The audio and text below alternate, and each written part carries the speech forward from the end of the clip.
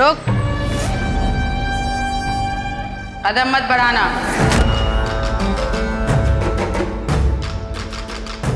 सोना और इंसान बिना परखे स्वीकार नहीं करती ठाकुर माँ। किसी अनजान को यूं ही नहीं आने दे सकती अपने घर में। बहू बेटियों वाला घर है, तू रहने दे, हम संभाल लेंगे। ठाकुर माँ किसी अनजान पर इतनी आसानी से विश्वास नहीं करें। उन्हें भरोसा दिलाना होगा, उनका भरोसा जीतना होगा। उनसे कहिएगा कि लड़की भरोसेमंद है, जरूरतमंद है, चचेरी बहन है आपकी। ये मेरी चचेरी बहन है, भोली भी है और बेचारी भी। भोली और बेचारी? सासू माँ को बहू नहीं चाहिए, काम वाली चाहिए। थोड़ी बात थोड़ी लात, तभी समझे औरत जात। ऊपर आ।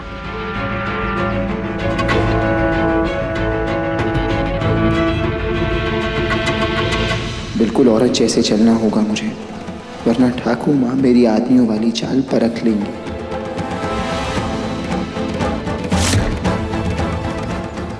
रुक माई,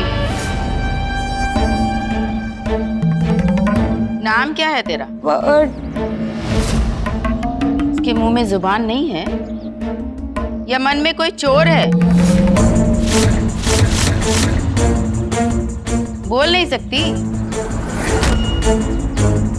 थोड़ी सी खनखन से लोहे और पीतल का अंतर पता चल जाता है। नाम क्या है तेरा? रूपा। क्या? रूपा।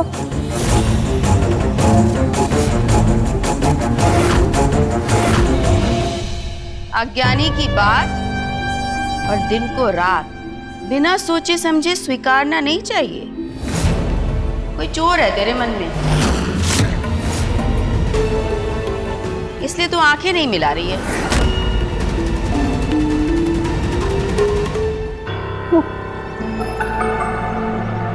औरत की नजर हमेशा नीचे ही रहनी चाहिए, हमें बचपन से ऐसा ही सिखाया है। बात तो तेरी सही है। झुकी कमर और नीची नजर यही शोभा देता है औरत को। गलत। मेरे सखा बापू ने तो ये सिखाया है कि कमर कमान की तरह सीधी और नजर आसमान की तरह ऊंची रखनी चाहिए औरतों को। चुप चुप अंशिता जीजी। सिर्फ बातें बनवानी होती तो उसके लिए रिमझिम बहू काफी है। घर का कोई काम वाम जानती है कि नहीं?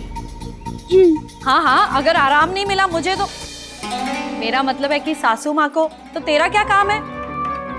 वैसे तो मैं थोड़ी बात थोड़ी लात, तभी समझे औरत जात।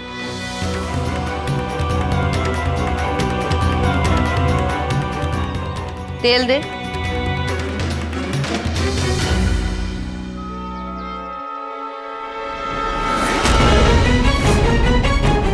ये ले, ये तेल साफ करके दिखा, किफायत से, बिना साबुन इस्तेमाल किए।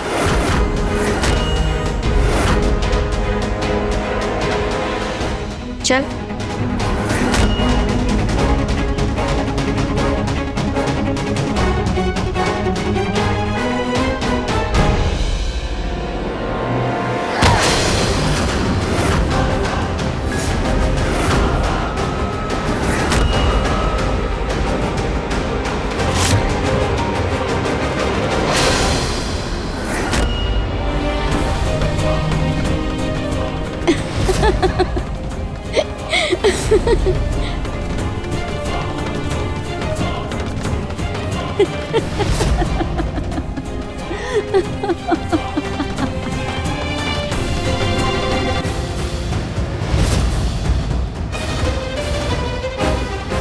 लगता है तूने आज तक कोई काम नहीं किया। लड़कियों, तुम में से कोई ये तेल साफ करके दिखाओ किफायत के साथ।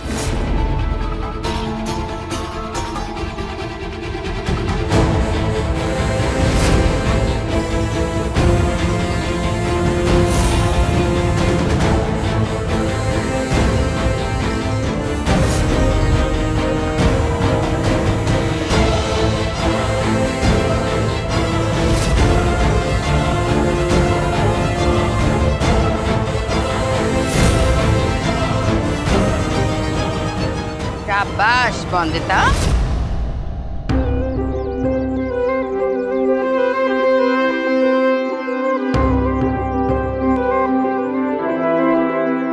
मुझे ये तरीका क्यों नहीं सूझा? देखा रूपा, इसे कहते हैं किफायत से काम करना। जी कमला, अपनी चचेरी बहन को तू वापस ले जा। मुझे नहीं लगता इसे घर गृहस्थी का कोई भी काम आता है।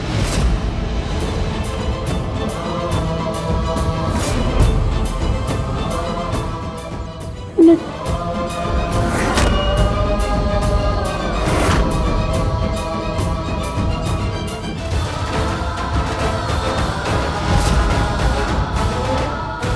पानी पानी।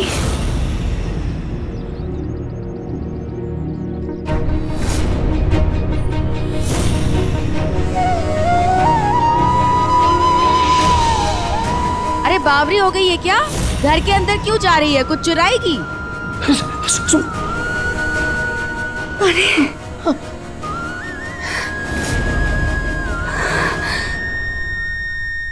ये लीजिए।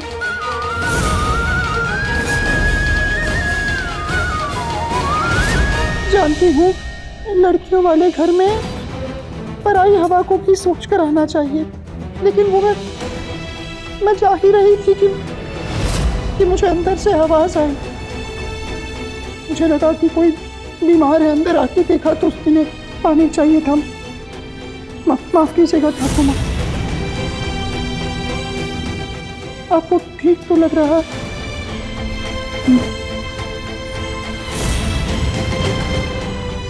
माफ कीजिए।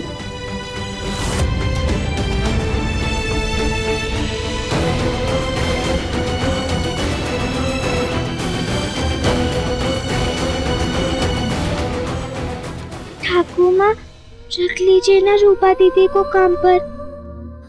काम तो सीखा जा सकता है, पर सेवा भाव हर किसी के अंदर नहीं होता, पर उनको जरूरत भी है ना काम की। वंदिता को पढ़ाने के लिए उस तक पहुंचने का ये रास्ता भी बंद हो गया। अब कैसे निभाऊंगा वंदिता का साथ?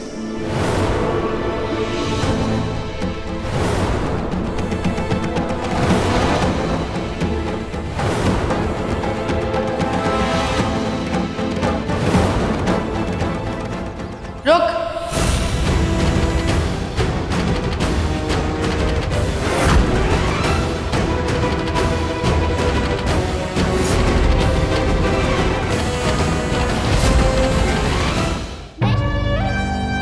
तुझे मैं काम पर रखूंगी।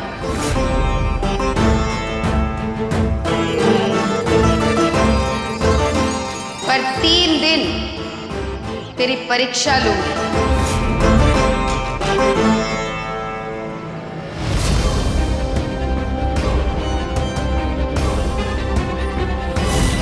सुना था कि ठाकुर माँ को हीरे और औरत जात की परख है।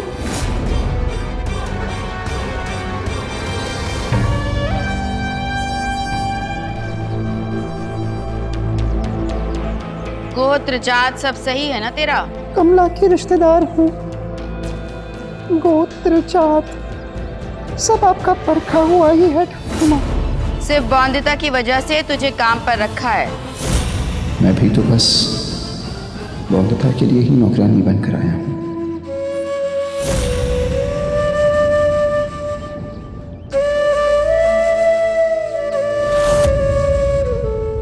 तेल साफ नहीं कर पाई, पर आंगन पूरा साफ चाहिए। ये लो। मैं लड़ूंगा तेरे खातिर जहाँ भी चाहे जाए, तेरे दामन पे मगर एक दाग न लगने पाए। वंदिता, भस्म हो जरा मेरे पैरों पर घी तो मल दे। मैं आज न तुझ पे आए, तोड़ दूंगा वो दीवारें तुझे जो कैद करेगी। दर्द तेरा है अब दर्द मेरा,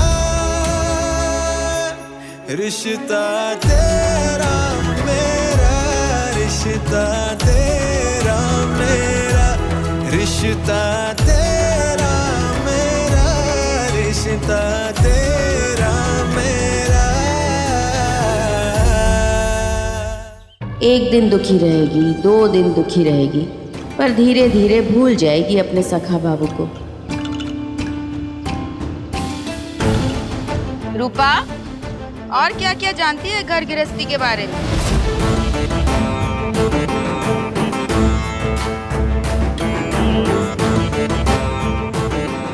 अचार में नमक डालने से अचार साल भर टिकता है, खराब नहीं होता। आप अचार बना रही है ना, तो कैरी के अचार में नमक ज्यादा डालिएगा, तभी अचार ज्यादा साल भर टिकेगा। रसोई में खाने को रंग देना हो तो हल्दी, किसी को चोट लगी हो तो हल्दी।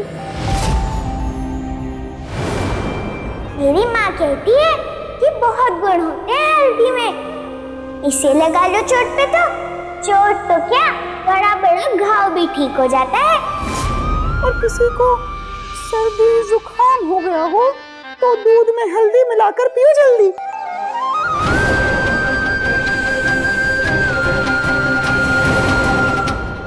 शेर को शिकार करना और बनिए को व्यापार करना नहीं सिखाते। भूल मत, तू एक वैद्य के घर में खड़ी है। माफ कीजिएगा और कौन कौन है तेरे घर पर? जी, दो लल्ला, एक लल्ली और एक बीमार पति। अरे वाह, तेरे 2 बेटे हैं, फिर तो तेरी चांदी ही चांदी है। सो तो है, पर उन्हीं बच्चों का पेट पालने के लिए घर से बाहर आकर काम करना पड़ता है।